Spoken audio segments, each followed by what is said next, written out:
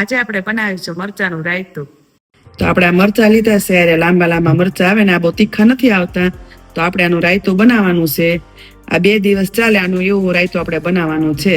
તો ચલો શરૂ કરીએ છીએ. આપણે એને ડીટીયા બધા કાઢી નાખવાના છે. તો આપણે આ બધા મરચાના આ રીતે ગોળ ગોળ રીંગમાં કટ કરી લેવાના છે. આ રીતે બધા એક સરખા થશે. આમાં તમારી પાસે આવું મશીન ન હોય તો શાકાથી પણ તમે કટ કરી શકો છો.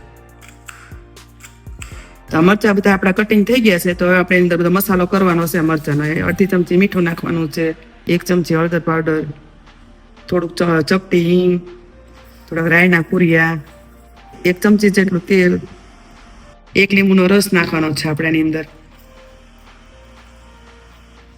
તો હવે આ બધું આપણે મિક્સ કરી લેવાનું છે આ રીતે એને. અને આને આપણે 2 કલાક સુધી એમને પડ્યું રહેવા દેવાનું છે. મસ્ત આથા જેવું થઈ જશે. અને તાજે તાજું ખાવાનું હોય 2 દિવસ માટે. આપણે જે ખમણ ખાવા જઈએ છીએ ને, લાઈ ખમણ, એમાં આ ટાઈપના જ મરચા હોય છે. આ તમે એકવાર બનાવજો. આ મરચા તમારે ફ્રીજની અંદર મૂકી દેવાના 2 દિવસ માટે. તમે તાજા તાજા ખાઈ શકો છો.